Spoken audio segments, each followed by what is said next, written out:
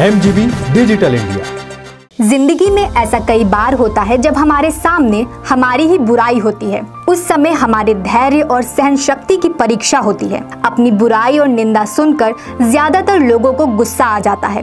वो लड़ाई करने लगते हैं, लेकिन ऐसा नहीं करना चाहिए। अपनी आलोचना सुनकर अगर उन बातों को सहन कर लिया जाए तो कई परेशानियों से बचा जा सकता है। अब आप सोच रहे होंगे ये कैसे? तो चलिए आपको ये बात हम स्वामी विवेकानंद के एक किस्से से समझाते हैं। एक दिन स्वामी विवेकानंद ट्रेन के फर्स्ट क्लास में बैठे हुए थे। ये वो दौर था जब ट्रेन के फर्स्ट क्लास में सफर करना कोई आम बात नहीं थी, क्योंकि इसमें सफर करना काफी महंगा होता था और सामान्य लोग इस डब्बे में बैठ नहीं पाते थे।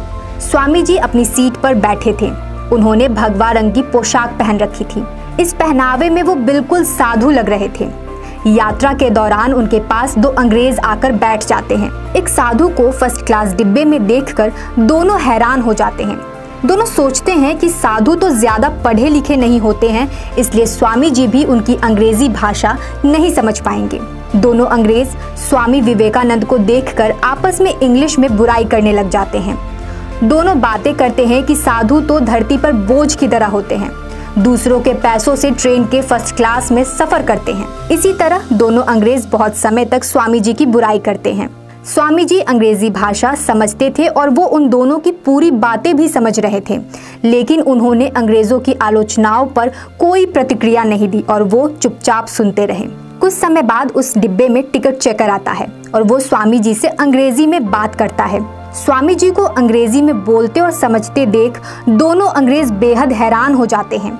दोनों को अपनी गलती का एहसास होता है और वो स्वामी जी से माफी मांगते हैं। माफी मांगते हुए दोनों स्वामी जी से कहते हैं कि आप अंग्रेजी जानते हैं और हम आपके सामने लगातार आपकी बुराई कर रहे थे, फिर भी आप चुप थे। आपने हमें जवाब क्यों नहीं दिया? इस पर स्वामी विवेकानंद कहते हैं कि आप जैसे लोगों की आलोचनात्मक बातों की वजह से ही मेरी सहन शक्ति निखरती है। मैं किसी भी स्थिति में मेरा धैर्य नहीं छोड़ सकता।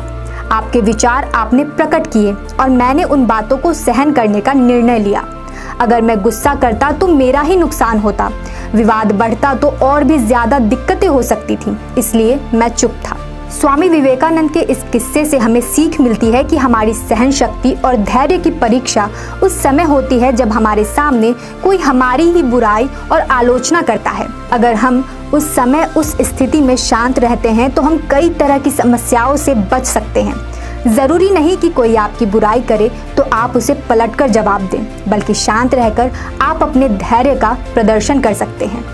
इस वीडियो में इतना ही। ये वीडियो आपको कैसी लगी हमें कमेंट कर जरूर बताएं।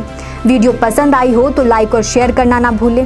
साथ ही ऐसे ही मोटिवेशनल स्टोरी और धर्म से जुड़ी जानकारी के लिए अभी हमारे चैनल MGB डिजिटल इंडिया को सब्सक्राइब करें।